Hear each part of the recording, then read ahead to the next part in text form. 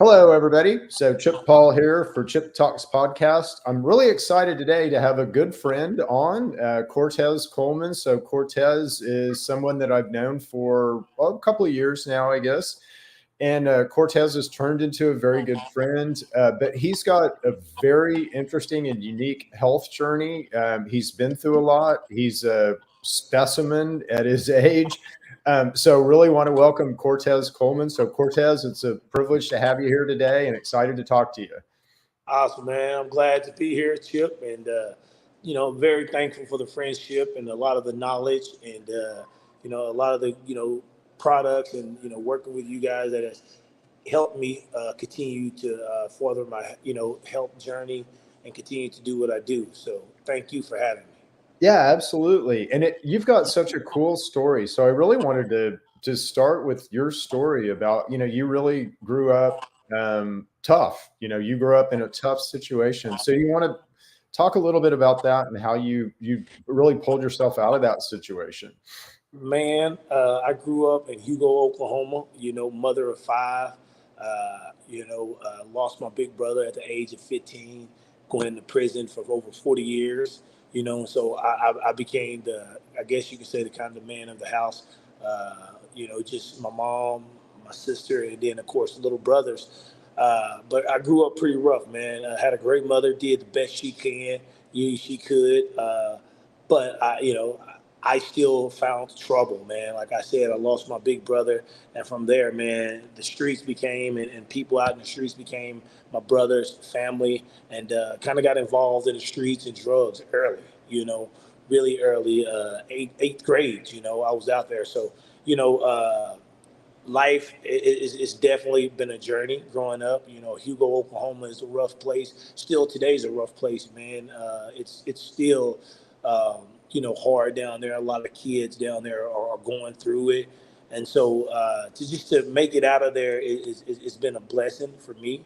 Growing up into drugs, doing drugs, all of that, man. Life it's been a fight, and I lived that life my whole life until about 28 years old.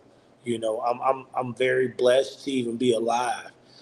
So I lived that life until about 28 years old, and when I found mixed martial arts by watching it up in Buffalo Wild Wings with a friend named John. I was introduced to a gym called Titans Martial Arts in Norman, Oklahoma. And, there's actually a story online. MMA Junkie wrote that humbling story that I went in there and started doing jiu-jitsu. At the time, I was very overweight, 290 something pounds, Oh, I didn't know that. Yeah. Oh yeah, and started jujitsu and started getting choked out by young kids, man, 14, 15 year olds, and that's what humbled me, man. And I kept doing it, kept thinking this may be it. Didn't still know. Of course, I was still dabbling, doing what I've always done that got me in trouble. At the age of 22, I was facing 22 years in prison for cannabis. Be always part of my life. I end up beating that case, and months later end up facing like another 15 for things. And so I've been through it, man. And MMA was just something still. Even though I was training jiu-jitsu, I really wasn't into the fighting. I was just training until one day I moved into the back, and I met these two brothers, Ken and Mike Jackson, and we became good friends. And I learned some things about their situation, and offered to start helping them in managing fighters. And when I started managing fighters, is when I really started to make change and thinking that I could probably better my life and start leaving that old life that that's all I've ever known. That's all I've never known. Like I tell people, I'd never had a backup plan. Hustling, selling drugs is all that I've ever known, all that I really ever saw as well. And so, for me to, back then I was like, man, this is something I think I can do. And why I tell people I've got where I've got so fast is because it's all I had, and I put everything into it. And so when I started managing fighters is when I started thinking about nutritionists, because I was like, I got fighters, they gotta look good, they gotta eat right. And so I started cooking. That's when I started got into cooking and learning things, and started investing in other things from other people, learning about nutrition. Because like I said, I didn't go to college, wasn't the smartest man in school, but I've always had a knack on how to make money and not be afraid to be around people that's smarter than me. Uh, and so I started learning about nutritionists and, managing them and learning to eat right. And, after about a year or so, I started training myself and really started getting into it. And I said 2008, my uncle Larry Coleman convinced me that he think I should start fighting, or he can see me end up going to prison. Because like I said, I was still dabbling, it's just the way I made money. I never had another way how to make money, And so I ended up taking a fight in 2008.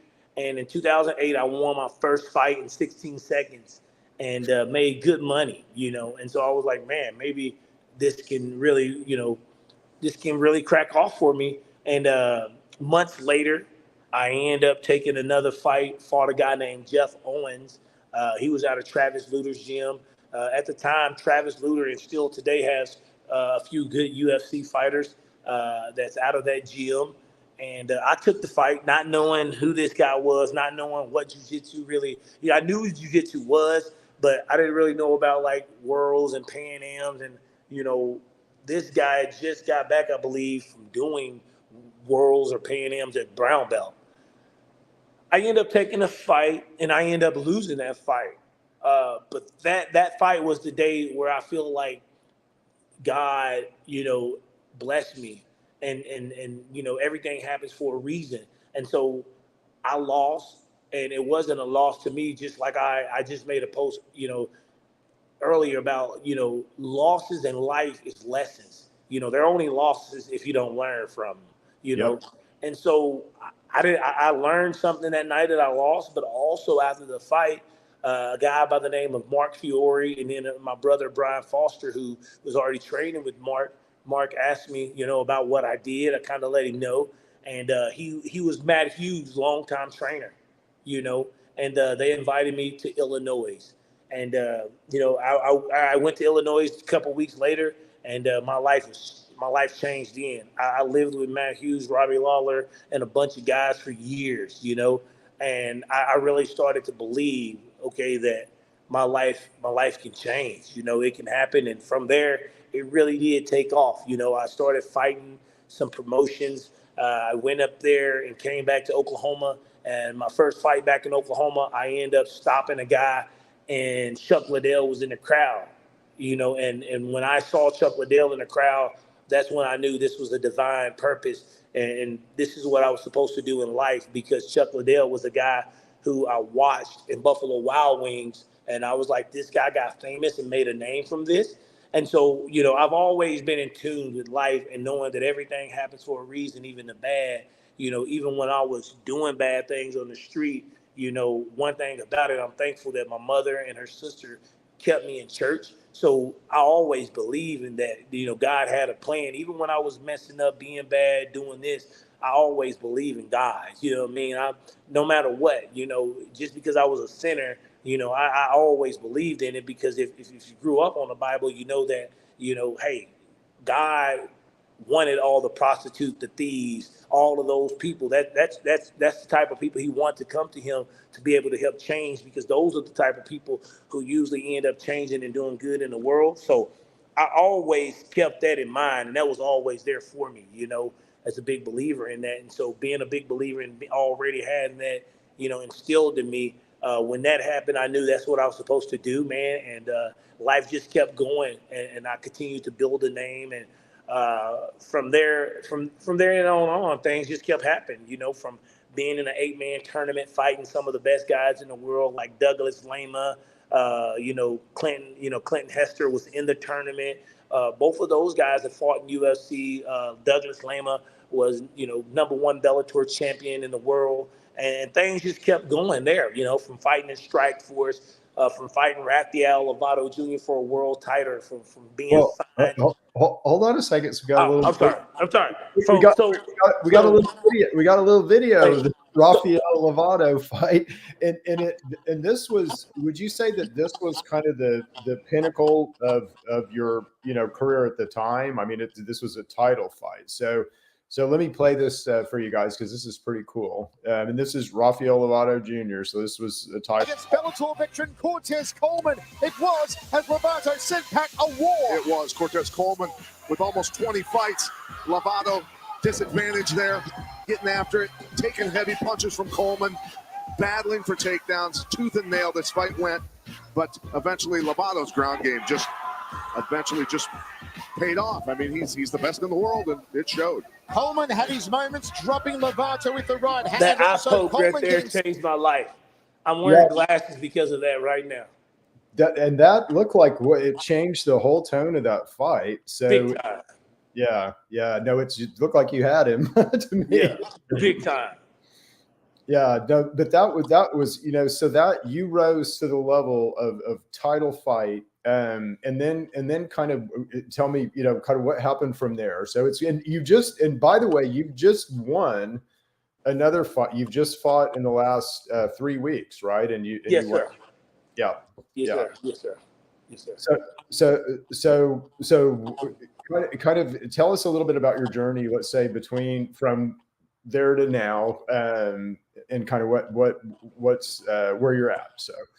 So with the Lovato fight, like that right there wasn't even something planned. I like I said, I lost a contract with Bellator because of cannabis back years ago, and I got suspended from Whirlwind Star Casino and lost my contract with Bellator, which I was making good money. And So hold on. So it basically you were using cannabis, and a lot of us have throughout the years, but you kind of had to do that on the down low because of the rules and you, I guess, got tested, and then just your world caved in, right? They completely came after you, and wrecked everything that you'd built, and you've had to start all over.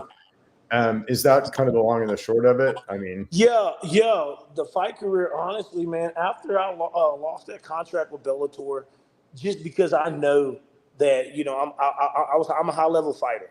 I not just as the high level fighter. I knew that, and not to sound cocky, it's just God has blessed me with this. I knew that I had the gift for TV. I knew that I was marketable, and I knew things that I had what it took. But at the end of the day, all of that was for a reason too. All that was for a reason, because like I said, that's when I went into opening up my gyms, and so I'm not going to say that was just a downfall. Did that suck? Yeah, of course, because I would probably already be a millionaire and probably would have been, made a huge brand because Bellator had a lot of plans for me.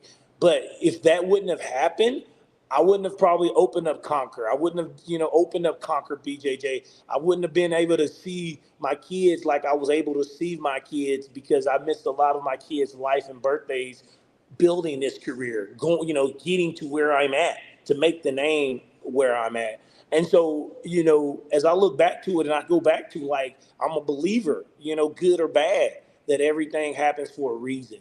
And so here we are now that I look back, I found my purpose. I found my purpose through all of that bad stuff of training young kids, training women, training guys, helping people with nutrition tips, and being a good father, being able to see my kids get through school. I got one kid out of school. I was able to watch him play football. I wouldn't have probably been able to do that if I wouldn't have had that small hump in the road. You know what I mean? Mm-hmm. And so with that being said, I don't look at that as, a point that stopped. But that's what happened. And I went into opening that. And then that Lovato Jr. fight was, 2016. I was retired. I didn't plan on fighting and until I got off of suspension. And because, like I said, a lot of the shows in Oklahoma, they don't want to pay you money. They paying these fighters $800, $300 here, either, I'm not with that. I tell people I'm going to go out and fight a war. So I want certain type of money. And so, I found my purpose, and I make good money on what I do because I'm great at what I do. And so, that's what I did. And that fight came along and I was literally retired. And one of my workers literally made a fake poster because he saw that Lovato was fighting there. And he was just like, hey, man, let me make this poster. And he made a poster and sent it to a lady named Dorothy and he was like, man, you should fight this guy. Take in mind, I was suspended, haven't fought in a couple of years already, and I wasn't fighting, okay? Literally, I was like, I had to lose like 24 pounds, and he sent the flyer to this lady, and she was like, well, he got an opponent right now.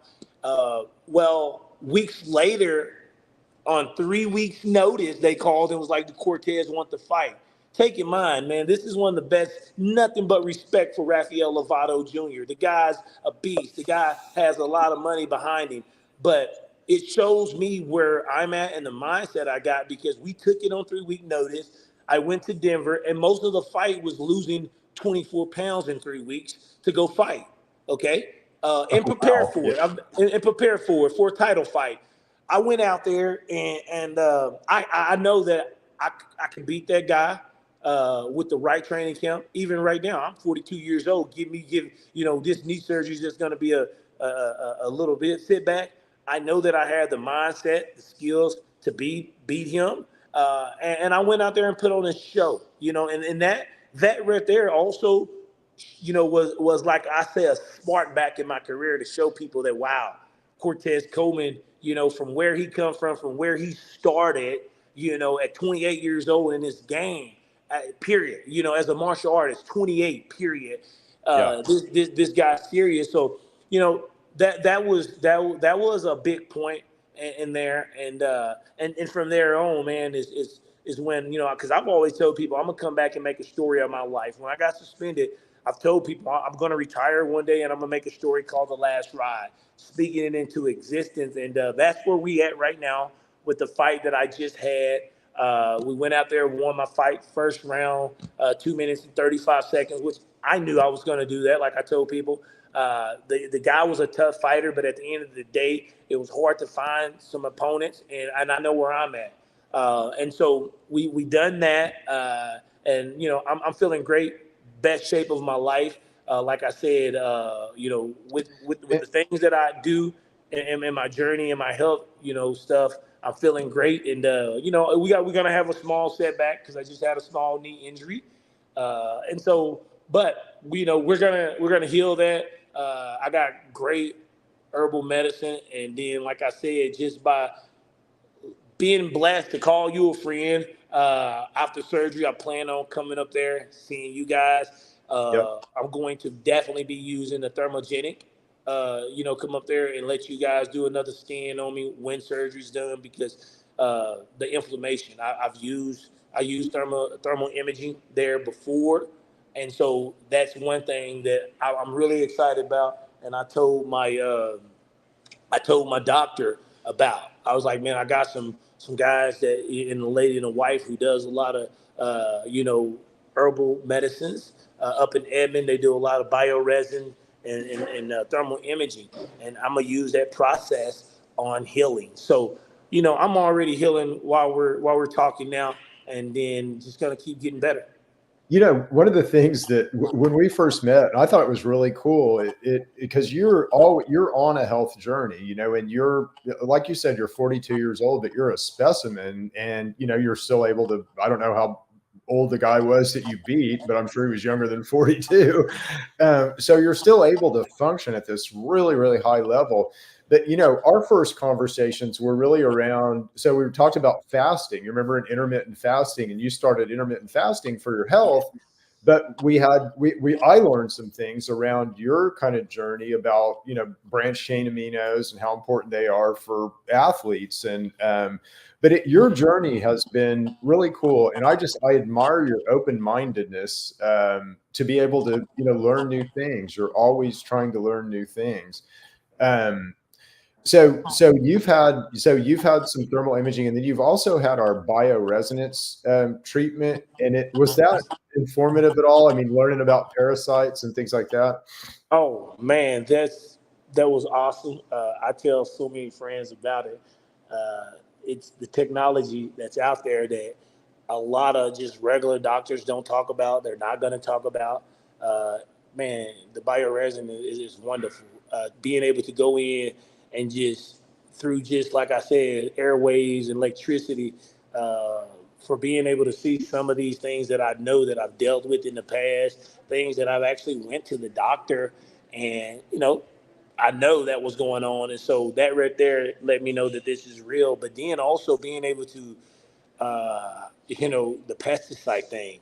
It actually tells you about the hookworms and certain things that we all have them in our body, but we don't go to regular doctors, and they're not going to really talk about that much.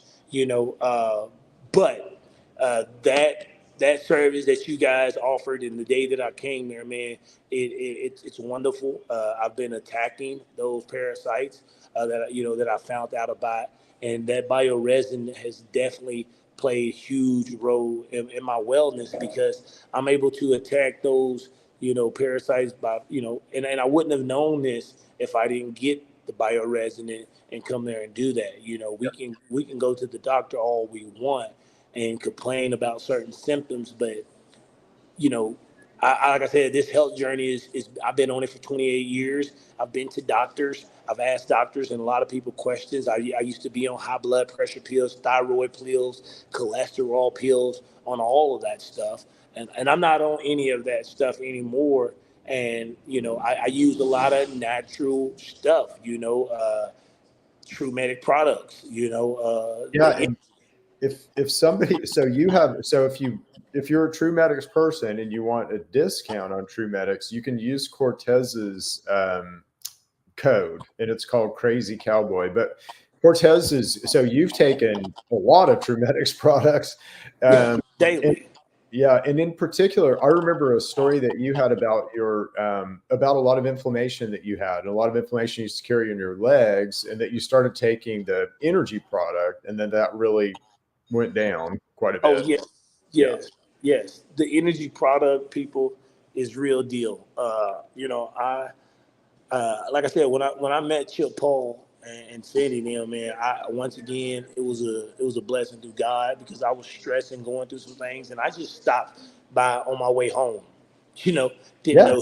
didn't know who the guy was, and got to talking to him, and then once again, like you say, I'm into the herbal medicines, and I've been a guinea pig my whole life. I'll try things, I'll And, try things, and I tried the energy. Got some, bought some, and I tried it for a few weeks before I even went back and just started talking to him. Just because I want to try medicine. A lot of people uh-oh. Uh-oh, we might have lost the audio. Cortez, we might have lost your audio. Uh-oh. Uh-oh. Well, everybody, we might have lost the audio on Cortez. So we'll see if he can get it back here real quick. Are you there? No, we lost the audio somehow, so I can't hear you. Oh no. Okay. Well, I guess unless we can get his audio back in a second, we'll have to leave this one here for now. So I'm sorry about that. We'll have Cortez back. So we'll have Cortez back to talk a little bit more in detail about his journey. So can you hear me, Cortez? Yeah, no, I can't hear you. So yeah, no. Okay, so I'll call you. All right. So sorry, everybody, and we'll do this one again because this is a good one. So anyway, we'll see you guys for now. Bye.